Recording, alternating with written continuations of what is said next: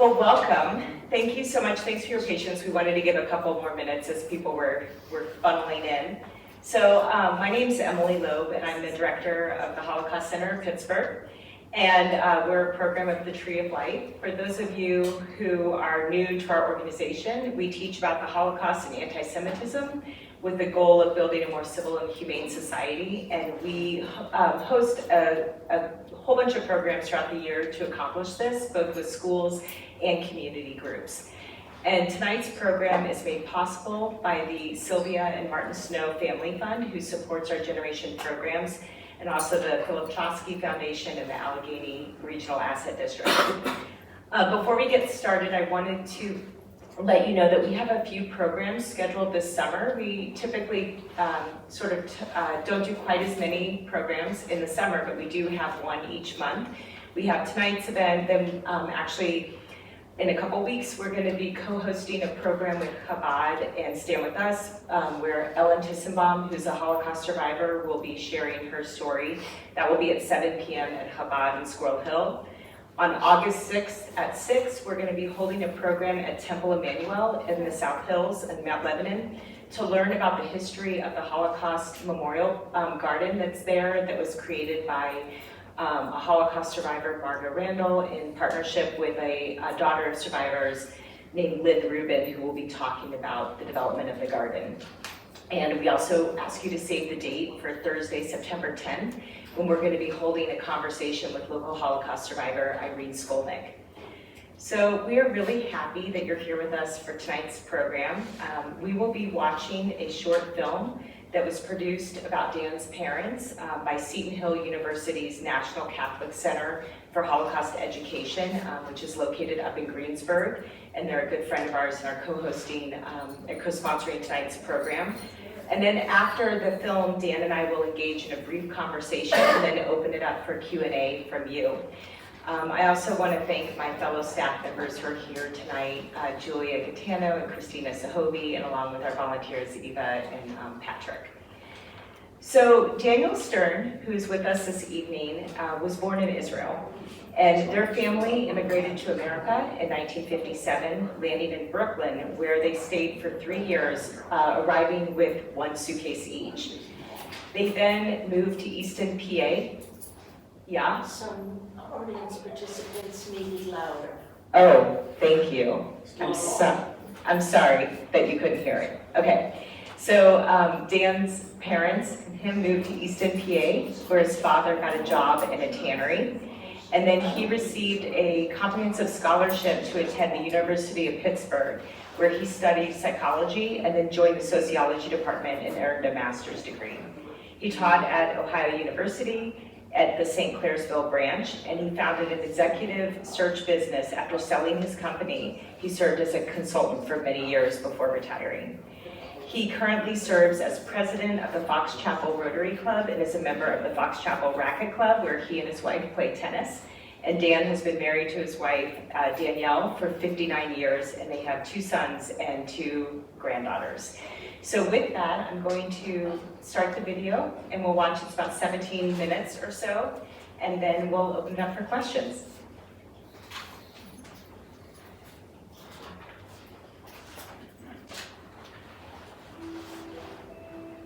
My name is Daniel Stern. I live in Pittsburgh, Pennsylvania.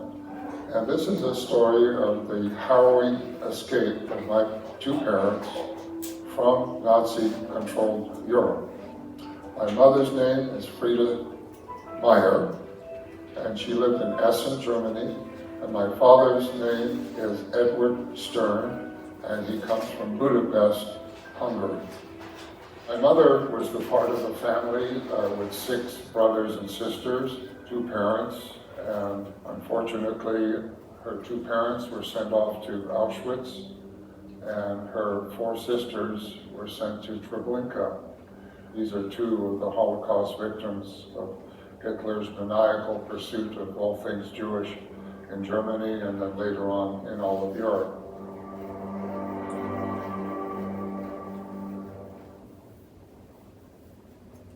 My mom was the first and last of her family to attend university.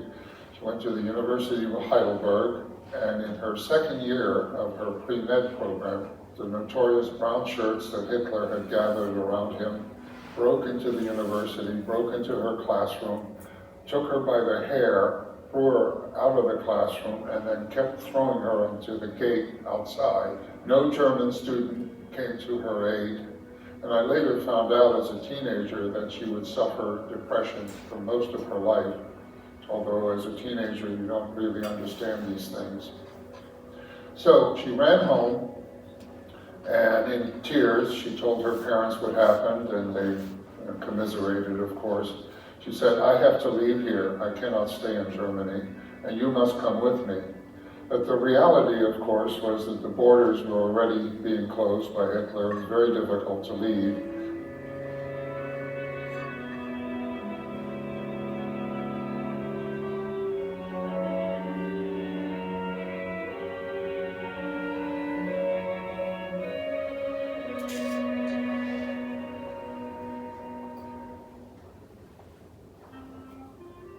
My mother made arrangements. She was lucky. They knew a German physician who had 3 kids. He was a widower, he was wealthy, and he needed help with his children. And so he bribed a number of German functionaries and got travel papers for my mom, his kids, and himself. Well, they went to Portugal. And why Portugal? Because Portugal and Switzerland were the only 2 countries in Europe that were neutral. So my mother, after leaving the doctor, got a job in the British Embassy. Basically, her job was to attend embassy functions. She was very attractive, and she became a very popular figure with the Nazis, with their parties, and her job was to get as much information that she could for them. They would drink a lot and speak openly, and she would relay all that information back to the British. And she was helpful in the war effort. My father is a much different story. He came from a relatively wealthy family. He was born in 1913 also in Budapest, and he was privileged. His father owned a major tannery in Hungary. And my father basically learned about the tannery business in his youth from his father. And this would become his business for the rest of his life. He went to private schools, was highly educated, ended up at the University of Budapest, which admitted precious few Jews at the time, and he ended up with a doctorate in economics. The tragedy of my father is that had he been able to stay in Hungary, his future would have been unlimited. Instead, in 1939, he was reading about what the Germans were doing in Germany to Jews, and he felt that Hitler was prone to go to war, and Hungary is right next to Germany, not far. And so he said, "I'm out of here." Now, he was an only child. He also told his parents to leave, but his parents said, "Look, we have Christian friends, they'll protect us." And sure enough, they did survive. His parents survived the war. So my father got on a train, and first he went to France because he read about the Maginot Line. The Maginot Line is a series of fortresses that the French built on their eastern frontier to stop the Germans from coming. And they felt that, oh, we'll be safe, the Germans cannot penetrate that. Well, of course, we now know today that they penetrated it in 6 weeks. And in 6 weeks, not only did France fall, but most of Europe.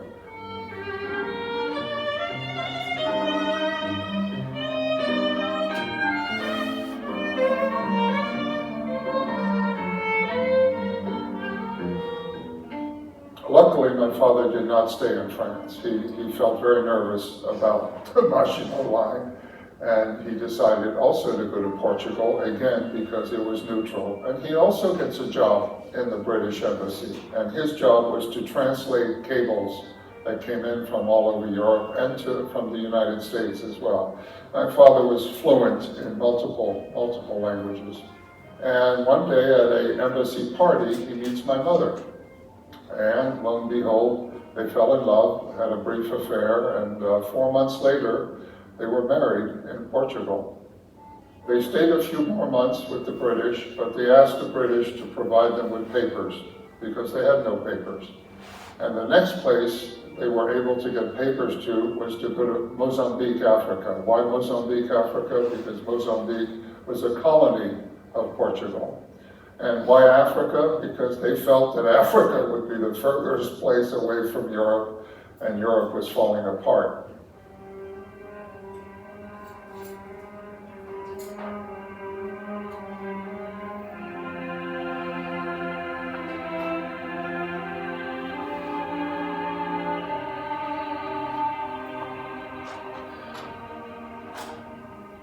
It took my parents on a merchant ship 40 days and 40 nights to reach the port of Mozambique.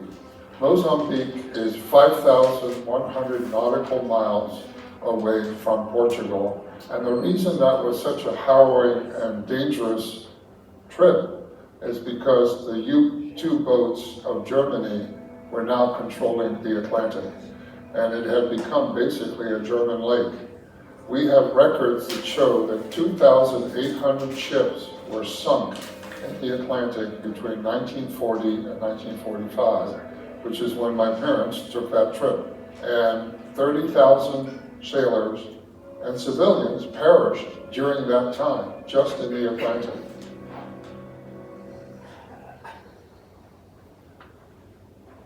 My parents went to Mozambique, stayed there about 2-3 months, but there was really nothing for them in Mozambique. Their next stop was to go to South Africa. Why South Africa? Because Herbert, her brother, had immigrated some 5 years prior, and my parents decided to stay in South Africa. South Africa had a horrible political system called apartheid, the complete separation of blacks and coloreds from whites. Blacks and coloreds were not allowed to live in cities like Johannesburg. They had to move away, and one of the largest ghettos next to Johannesburg is famous. It's called Soweto. And my parents, frankly, were appalled by that kind of political system. My mother said, "This is Nazi Germany. This is basically an authoritarian government. I cannot condone it." And my father agreed, "We're out of here." And their next stop would be Palestine.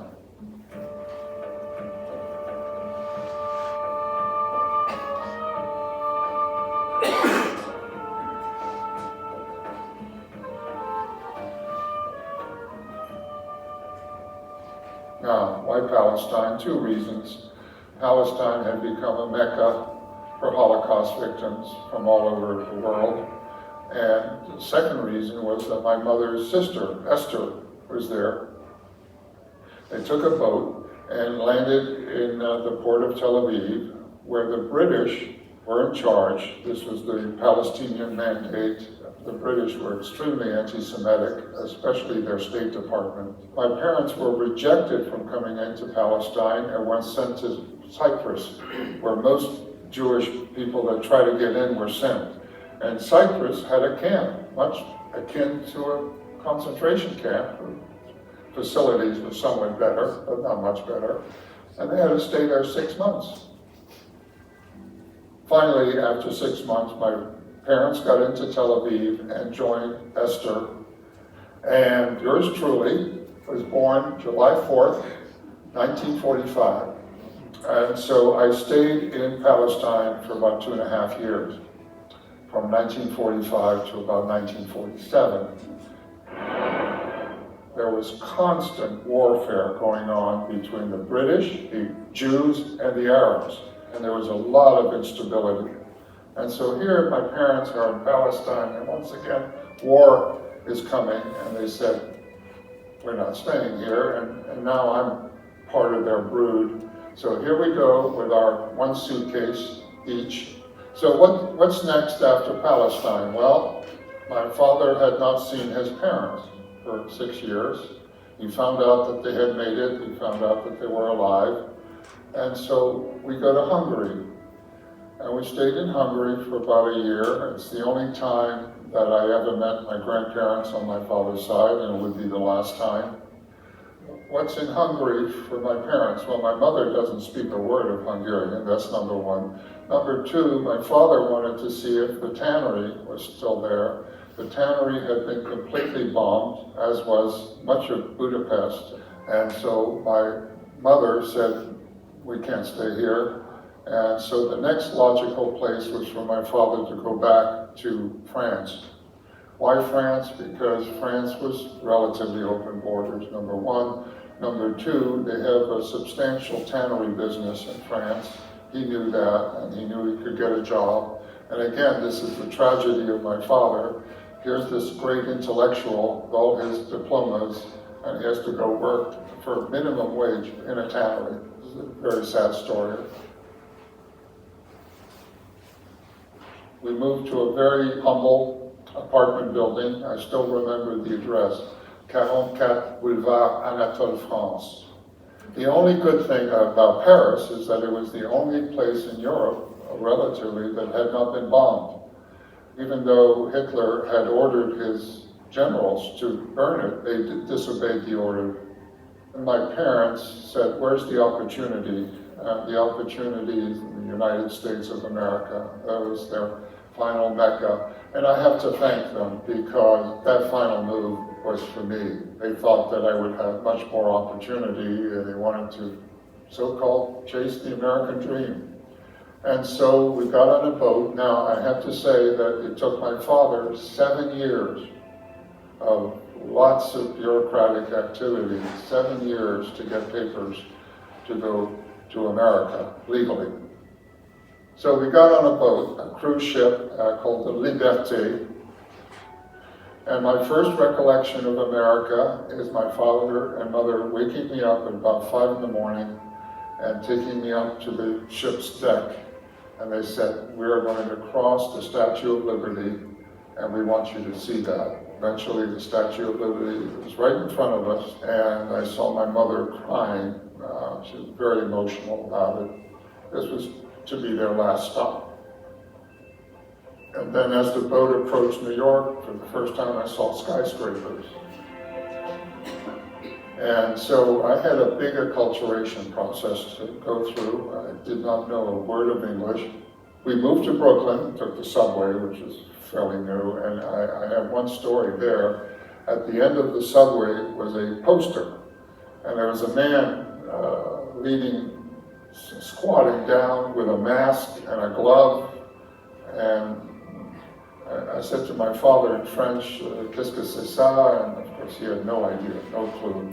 And luckily a passenger could hear some French and helped us out. He said, this is Yogi Berra, a baseball player that plays for the New York Yankees. I don't know, the Yankees were baseball.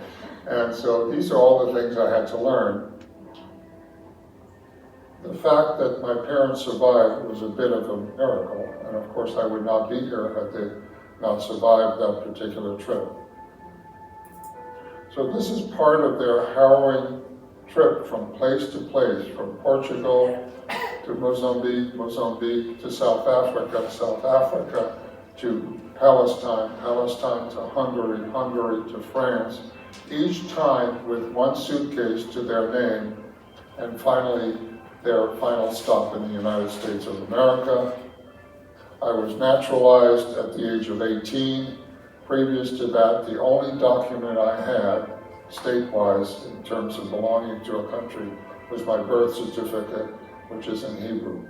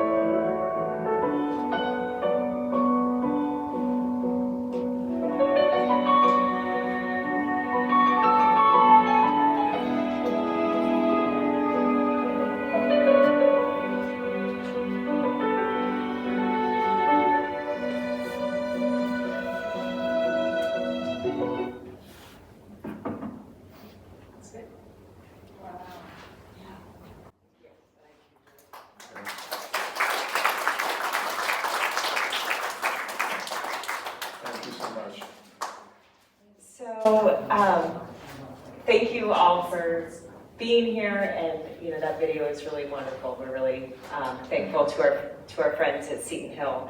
So, could you tell us a little bit about how that video came to be? I'd love to. We lived in a house in Fox Chapel for about 42 years, and 5 years ago we decided that house was too big for 2 people, and we downsized. We're now in a nice, beautiful condo on the Allegheny River. It's called The Cove. Some of you may know where that is, in Blawnox. And you know how it is when you live a long time in a house, there's stuff in the attic, and you don't pay attention to it, it gathers dust and what have you, but when you move, you have to clean out the house and you have to start looking through all this stuff. And I found a box that I really had never paid attention to, and the box was filled with photographs that appear to be 80 years old or more. And those photographs were my parents, her siblings, other family members, some of which I didn't even recognize because I've never met many of them. And so I told this story to one of my colleagues in Rotary, Tom Bennick, who unfortunately became a very close friend of mine. Some of you may know him, but he passed away about 4 months ago, quickly, on a weekend on sepsis. He died, and I miss him very badly. But Tom helped me out, and he said he was an amateur World War II historian, and he said, let's take these pictures and make a story out of them and cover some ground. So we did a PowerPoint presentation on the computer, and it was in 2 parts. One part was me and my folks. The other part is my wife, Danielle, who is also related to World War II. I'll briefly tell you her story because it's amazing as well. Danielle was born in Belgium, and she came to this country when she was 13 years old. And I asked her when we started dating and all that, what's your story?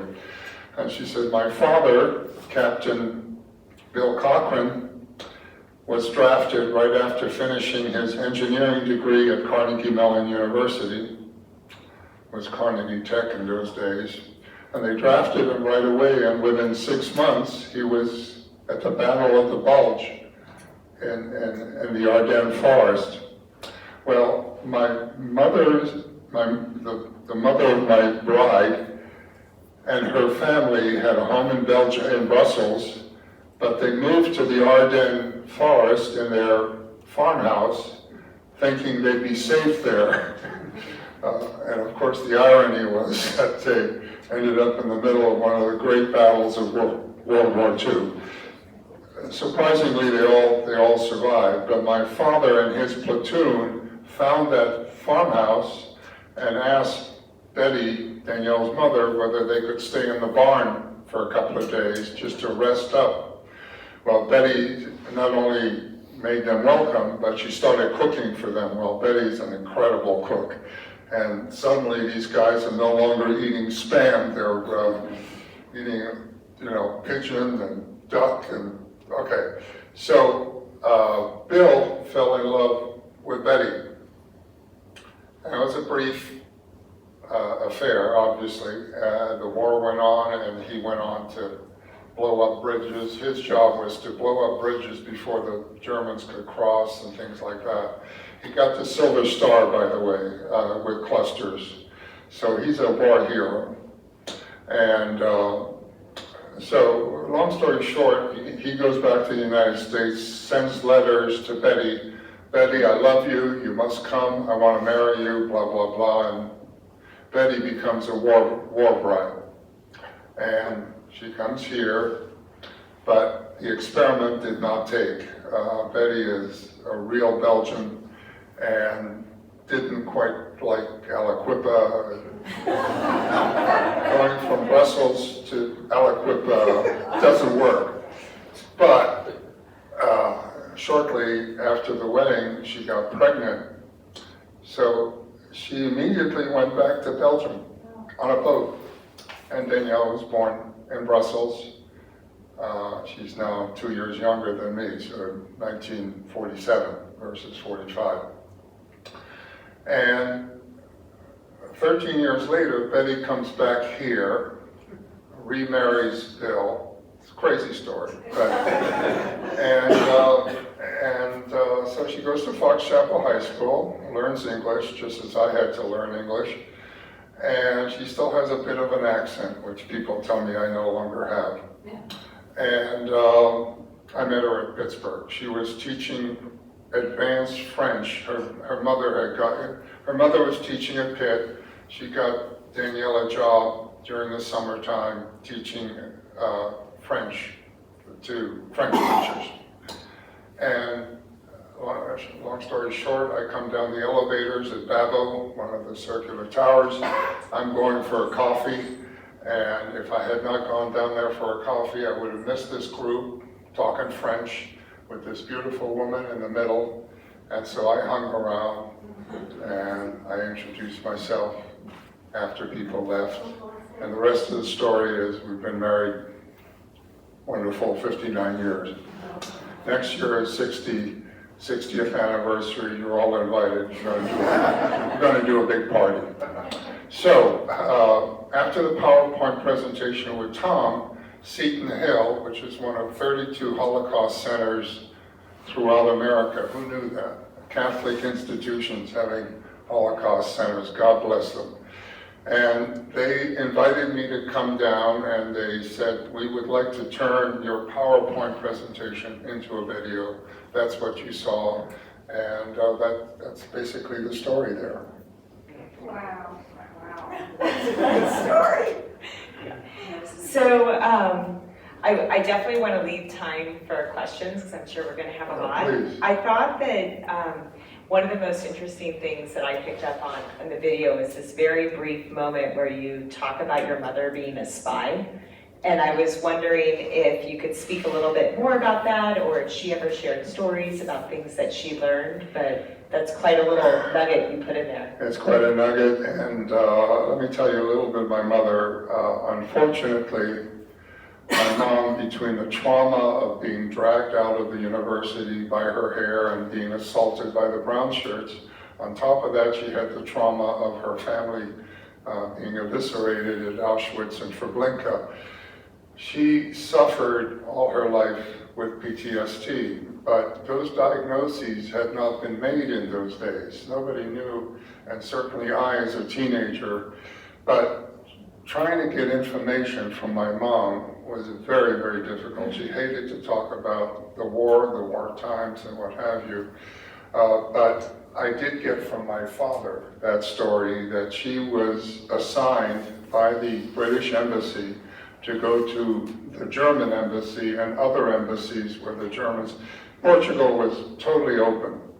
It was neutral, and so she went to these embassy parties. The Germans got drunk, typically, and high officers would attend, and she would get information from them about their plans, their war plans, and what have you. All of that went back to the British Embassy, who were very thankful for the information. And so my mother did play a role, as did my dad. My dad was bilingual, multilingual. He took care of various cables from the Balkans and what have you. And so he played a role as well. But the British were very anti-Semitic. And when it came time, they wanted papers to go directly to the United States, which would have bypassed me going to Israel and all those other stories. They wouldn't do it. The only papers they gave them is go on a boat, go to Mozambique, because it's a colony of Portugal. And so that's how that trip started. And of course, the fact that they survived that 40-day trip in the Atlantic, I wouldn't be here, obviously. It was a miracle because so many ships were blown up, and this was a big merchant ship. You saw the picture, so that's that part of the story.